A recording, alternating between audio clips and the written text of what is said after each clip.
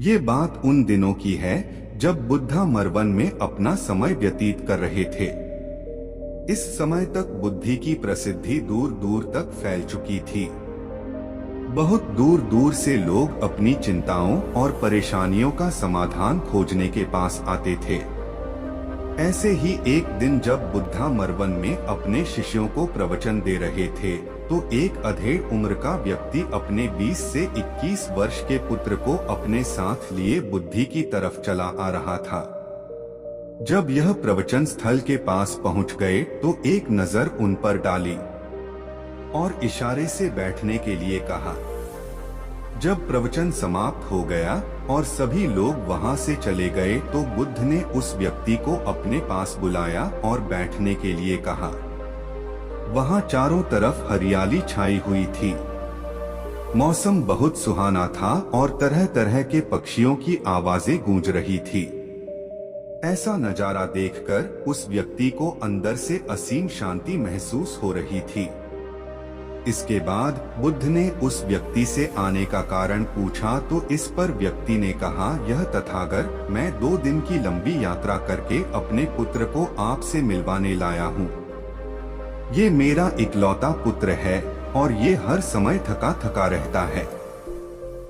ऐसा लगता है जैसे इसके अंदर कोई जान ही नहीं है, कोई प्राणी नहीं है। इसका स्वभाव भी काफी चिड़चिड़ा हो गया है। अगर हम इससे कुछ भी कहते हैं तो यह हमारी छोटी छोटी बातों पर गुस्सा हो जाता है। इसके देखने की क्षमता भी उम्र से पहले ही कमजोर हो गई है और इसके बाल भी सफेद पड़ने लगे हैं। इतनी कम उम्र में इतनी बड़ी उम्र का लगना मुझे तो कुछ समझ नहीं आ रहा। किसके साथ हो? क्या रहा है तथागत? मैं अपने पुत्र के स्वास्थ्य को लेकर बहुत चिंतित हूँ। जब मैं अपने पुत्र को वैद्य जी के पास लेकर गया तो उन्होंने कुछ औषधि दी और कहा, अपने पुत्र को तनाव कम लेने के लिए कहो। वो अपने दिमाग में बहुत अधिक तनाव लेता है, इसलिए उसकी ऐसी हालत हो गई है। लेकिन मुझे उनके बहुत समझाने के बाद भी तनाव का मतलब समझ नहीं आया। मुझे नहीं पता कि तनाव होता क्या है, यह किन कारणों से आता है और उसे कैसे अपने पुत्र के दिमाग से निकालूं, लेकिन मुझे सबसे पहले तो ये समझना है कि तनाव होता क्या है। इसीलिए तथागत मैं आपके पास आया हूँ। कृपया आप मेरी समस्या का समाधान कीजिए। यह सुन बुद्ध उसके पुत्र को बड़े ध्यान से देखते हैं, उसके चेहरे को देखते हैं, उसकी आंखों को देखते हैं और फिर उसके हाथों की नब्ज को भी देखते हैं। यह सारी विधि करने के पश्चात बुद्ध उस व्यक्ति से कहते हैं, तनाव लेना तो कोई नहीं चाहता, लेकिन फिर भी यह तनाव लोगों के दिमाग को दीमक की तरह पकड़ लेता है और व्यक्ति जान भी नहीं पाता कि वह तनाव में जी रहा है। लेकिन अगर व्यक्ति तनाव के कारणों को अच्छे से समझ लेता है और तनाव के बारे में कोई ऐसा पैमाना बना लेता है जिससे वह जान सके कि वह कितने तनाव में है, तो वह इस समस्या का समाधान भी खोज सकता है। सबसे पहले तो तुम ये समझो कि तनाव होता क्या है। जब भी कोई व्यक्ति कोई काम कर रहा होता है लेकिन उसका मन कहीं दूर भटक रहा होता है, कल्पनाओं में होता है, तो उसके शरीर और मन के बीच एक दूरी पैदा हो जाती है। यह दूरी जितनी अधिक होगी, व्यक्ति उतनी ही ज्यादा बेहोशी की अवस्था में होता है और शरीर व मन के बीच की इसी दूरी, इसी खिंचाव को तनाव कहा जाता है। आखिर कोई पसंदीदा खेल खेलने के बाद व्यक्ति चुस्ती और प्रसन्नता से क्यों भर जाता है, जबकि उसने तो अपने शरीर को थकाया है। लेकिन समझने वाली बात यह है कि खेलते समय मन और शरीर एक साथ पूरी तरह से उस खेल में केंद्रित होते हैं, जिससे शरीर और मन के बीच दूरी पैदा नहीं होती और कोई तनाव पैदा नहीं होता। और अगर दिमाग में कोई तनाव था भी तो वो भी दूर हो जाता है। लेकिन इसके विपरीत जब हम कोई ऐसा काम करते हैं जो हमें पसंद नहीं है, तो हमारा ससुर तो उस काम को कर रहा होता है, लेकिन हमारा मन कहीं दूर कल्पनाओं में भटक रहा होता है, जिससे शरीर और मन के बीच एक दूरी पैदा हो गई और तनाव ने जन्म ले लिया। इसीलिए व्यक्ति को एक समय पर सिर्फ एक ही काम करना चाहिए और अपने तन और मन की सारी शक्ति उसी एक काम पर लगा देनी चाहिए, जिससे व्यक्ति के अंदर तनाव पैदा ही ना हो। इसके बाद बुद्ध ने कहा, तनाव पैदा होने के मुख्य 8 कारण होते हैं और जिसने इन कारणों को समझ लिया वो जीवन भर तनाव मुक्त रह सकता है। मुख्य कारणों में सबसे पहला कारण है अति महत्वाकांक्षी होना। महत्वाकांक्षी होना अच्छी बात है, लेकिन क्या कभी आपने इस बात पर ध्यान दिया है कि इंसान के लक्ष्य कभी पूरी ही नहीं होते। उसका एक लक्ष्य पूरा हुआ नहीं कि वह दूसरे की तरफ भागने लगता है, दूसरा पूरा हुआ तो तीसरे की तरफ, और इस तरीके से वो अपने लक्ष्यों को पाने के लिए जिंदगी भर गोल गोल घूमता रहता है। इसीलिए जो व्यक्ति अति महत्वाकांक्षी होता है, जिसने बड़े बड़े लक्ष्य बनाए होते हैं, वह वर्तमान में कभी रह ही नहीं पाता। उसका मन सदैव भविष्य की योजनाएं बनाने में ही व्यस्त रहता है। उसका शरीर तो वर्तमान में रहता है, लेकिन भविष्य में ही रहता है, जिससे मन और शरीर के बीच दूरी पैदा हो जाती है और वह तनाव भरी जिंदगी जीने लगता है। बुद्ध के मुंह से यह बात सुन उस लड़के ने कहा, बुद्ध, तो फिर इसका मतलब है कि हमें लक्ष्य नहीं बनानी चाहिए, क्योंकि लक्ष्य बनाना भी तो महत्वाकांक्षा ही है।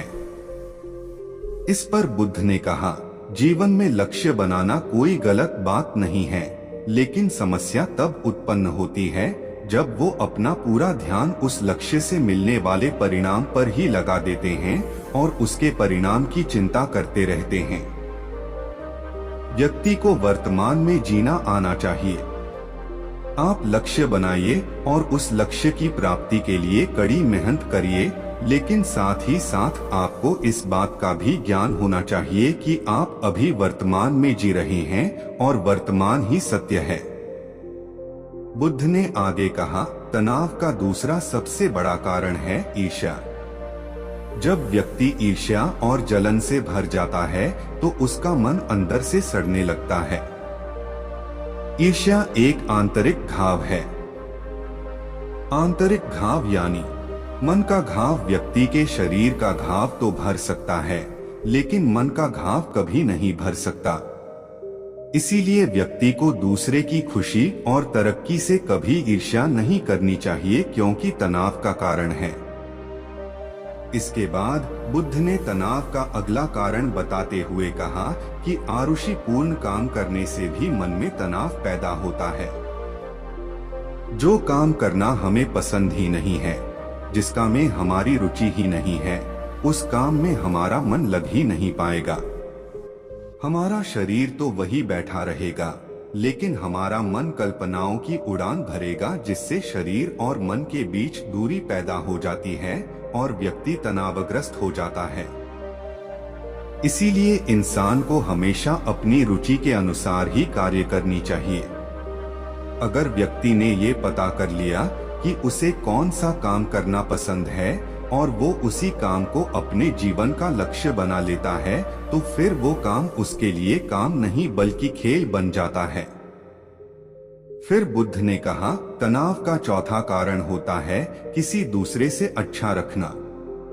बुद्ध ने उस व्यक्ति की ओर इशारा करते हुए कहा, एक पिता होने के नाते तुम्हारी अपने पुत्र से बहुत सी अपेक्षाएं होंगी कि तुम्हारा पुत्र एक बहुत ही कामयाब इंसान बने, तुम्हारा नाम रोशन करे, जैसा तुम चाहते हो उस तरह का जीवन जिए, तुम्हारी हर बात मानी। लेकिन क्या आज तक कभी किसी की सारी अपेक्षाएं पूरी हुई है? जब भी कोई व्यक्ति किसी दूसरे से कोई अपेक्षा रखने लगता है तो वो अनजाने में अपने लिए तनाव पैदा करने लगता है। जरा सोचो कि अगर तुम्हारा बेटा तुम्हारे अनुसार काम नहीं कर रहा और वो नहीं बन पा रहा जो तुम उसे बनाना चाहते हो, तो निश्चित रूप से तुम्हारे दिमाग को तनाव पकड़ लेगा। तुम तनाव से भरा जीवन जीना शुरू कर दोगे और इस तनाव के बस में आकर तुम ऐसा व्यवहार करोगे, ऐसी बातें करोगे कि तुम्हारा अपने पुत्र के साथ संबंध और भी खराब होता चला जाएगा। इसीलिए व्यक्ति को जितना हो सके उतनी कम अपेक्षाएं दूसरों से रखनी चाहिए और अगर पूरी तरह से तनाव मुक्त रहना है तो दूसरों से अपेक्षा रखना ही बंद कर दो।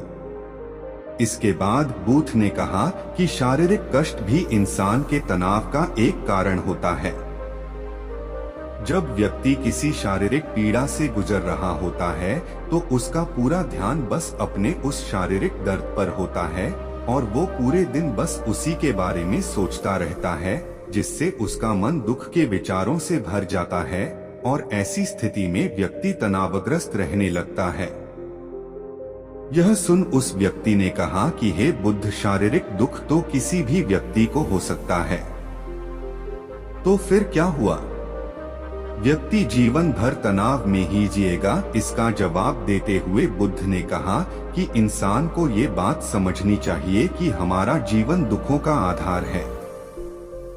जैसे जैसे हमारा जीवन आगे बढ़ता है, इसमें दुख आते हैं, बीमारियां आती है और फिर अंत में मृत्यु भी आती है, तो बीमारियां इंसान के जीवन का अभिन्न अंग है। कोई इनसे बच नहीं सकता। बस किसी किसी के जीवन में ये समय से पहले आ जाती है तो किसी के बाद में पढ़ाती सबको है। जब इंसान का मन इस बात को अच्छे से समझ लेगा तो फिर वह अपनी बीमारी के बारे में सोच सोचकर ज्यादा तनाव नहीं लेगा, क्योंकि यह हमारे जीवन का अभिन्न हिस्सा है और इसके लिए व्यक्ति को शारीरिक रूप से भी अभ्यास करते रहना चाहिए। अपने जीवन में व्यायाम और स्वस्थ जीवन शैली को भी जगह देनी चाहिए ताकि उसका शरीर लंबे समय तक निरोगी रहकर सही से काम कर सके। तनाव का अगला कारण होता है अपनी योजनाओं को समझने के लिए समय न देना। कुछ लोगों के दिमाग में कोई विचार आया नहीं है कि वो बिना सोचे समझे उस पर काम करना शुरू कर देते हैं और जब उस काम में उन्हें असफलता मिलती है तो वह तनाव से भर जाते हैं, क्योंकि उन्होंने उस काम को शुरू करने से पहले उसके बारे में पूरी जानकारी इकट्ठा नहीं की थी। इंसान को कोई भी काम शुरू करने से पहले उसके अच्छे और बुरे परिणामों के बारे में ठीक से सोच विचार कर लेना चाहिए। इंसान को इस बारे में भी सोच लेना चाहिए कि अगर ये योजना सफल नहीं हुई तो फिर इसके बाद मैं क्या करूंगा। इसलिए व्यक्ति को अपनी योजनाओं को ठीक से समझने के लिए पूरा समय देना चाहिए ताकि बाद में उस योजना की वजह से तनाव पैदा ना हो। तनाव का 7वां सबसे बड़ा कारण होता है टालमटोल करना। आज के काम को कल पर टालना। आप लोगों ने ये कहावत तो सुनी होगी कि आलसी इंसान के शरीर का सबसे बड़ा शत्रु है। इंसान आलस्य की वजह से आज के काम को कल के लिए टाल देता है और फिर काम को टालना उसकी आदत बन जाती है। काम को कल पर टालने वाले व्यक्ति का काम कभी भी समय पर पूरा नहीं हो पाता और अगर किसी तरह से पूरा हो भी जाता है तो वह उतना अच्छा नहीं हो पाता जितना अच्छा उसे किया जा सकता था और फिर यह बात व्यक्ति के अंदर तनाव पैदा करती है। लेकिन काम को टालना या काम को एकदम अंत समय पर करना एक आदत है।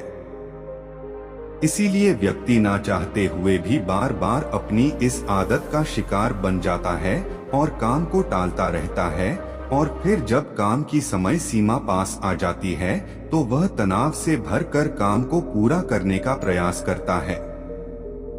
इसीलिए तनाव मुक्त रहने के लिए व्यक्ति को काम को टालने की आदत छोड़नी पड़ेगी और यह तभी संभव है जब व्यक्ति काम को समय से पहले खत्म करने का निश्चय करे। सबसे आखिरी और सबसे प्रमुख कारण जो तनाव का होता है वो है ज्यादा सोचना। लगातार सोचते रहना भी एक बीमारी है और यह उस व्यक्ति में सबसे ज्यादा पाई जाती है जो कपोल कल्पनाएं करता है, जो अतीत की घटनाओं और भविष्य की बातों के बारे में सोचता रहता है, जो बेवजह के अनुमान लगाता रहता है। इसीलिए व्यक्ति को ज्यादा सोचने की आदत पर लगाम लगाना चाहिए। इसके लिए जितना हो सके खुद को काम में व्यस्त रखना चाहिए और हर दिन ध्यान का अभ्यास करने को अपने जीवन का हिस्सा बना लेना चाहिए। बुद्ध के मुंह से यह सारी बातें सुनकर उस व्यक्ति ने हाथ जोड़कर कहा, बुद्ध, मेरा पुत्र तो अभी मात्र 20 वर्ष का ही है और इसमें अभी इतनी समझ भी नहीं है यह आपकी बताई सारी बातों का एक साथ पालन कर सकें। आप कृपया करके तनाव मुक्त रहने का कोई आसान सा तरीका बता दें जिससे मेरा बेटा उसका अनुसरण भी कर सके और तनाव मुक्त भी रह सके। उस व्यक्ति की यह प्रार्थना सुन बुद्धि ने कुछ सोचते हुए जवाब दिया, अगर तुम इतनी सारी बातों का पालन नहीं कर सकते तो इसके लिए एक बहुत ही आसान विधि है।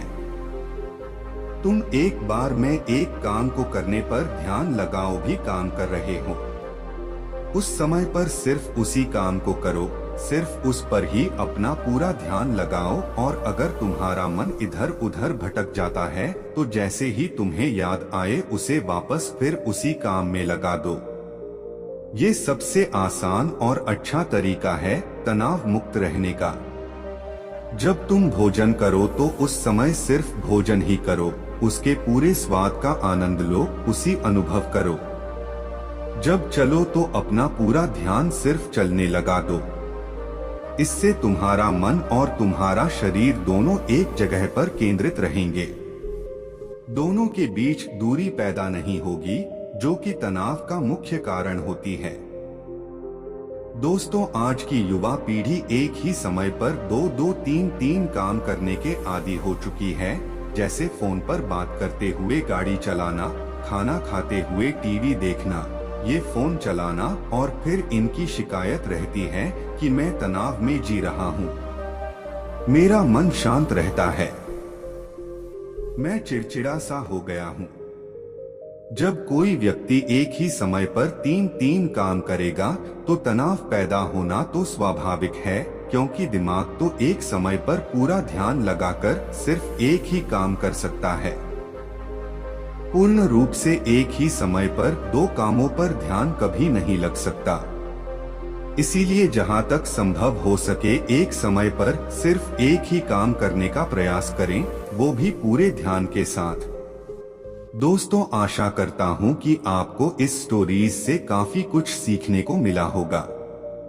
धन्यवाद। गौतम बुद्ध के अनमोल विचार आपके जीवन की दिशा को बदल सकते हैं, इसलिए हम सभी को उनके जीवन से कुछ बातें जरूर सीखनी चाहिए। हमारे देश में ऐसे कई महापुरुष हुए हैं जिनके जीवन और विचारों से व्यक्ति बहुत कुछ सीख सकता है। इन लोगों के विचार ऐसे होते हैं जिसे अगर कोई हारा हुआ शख्स पढ़ ले तो उसे जीवन जीने का मकसद मिल सकता है।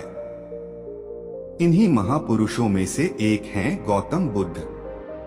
बुद्ध के सिद्धांतों का पालन करके आप लाइफ को जीने के तरीके को सीख सकते हैं। इसका धर्म से कोई लेना देना नहीं है, बल्कि बुद्ध की शिक्षाएं सबके लिए एक समान हैं। उनकी बातें आपको ईमानदार, दयालु और मजबूत होना सिखाती हैं। तो आइए हम आपको गौतम बुद्ध के उन विचारों के बारे में बताते हैं जो आपके जीवन की दिशा को बदल सकती हैं। नफरत को नफरत से नहीं बल्कि प्यार से ही दूर किया जा सकता है। यह पहली सीख है जो हमें बुद्ध के जीवन से लेनी चाहिए। दुनिया में प्यार ही एक ऐसा एहसास और भावना है जो इतनी शक्तिशाली है कि इससे उदासी, गुस्सा और निराशा दूर हो जाती है।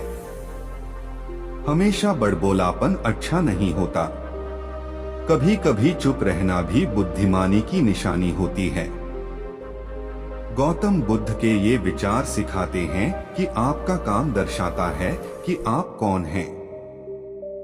यदि आप अनावश्यक ज्ञान देंगे तो कोई आपका सम्मान नहीं करेगा। इसलिए शांत रहने और अपने आसपास की चीजों पर गौर करने में ही बुद्धिमानी होती है। शब्द बहुत ताकतवर होते हैं।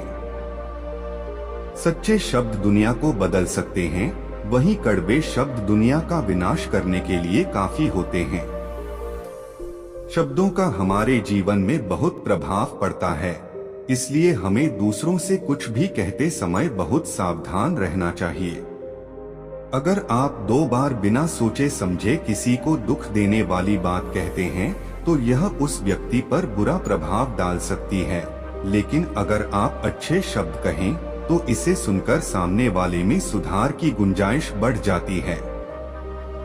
आपको अपनी महत्वाकांक्षाएं खुद तय करनी होती हैं।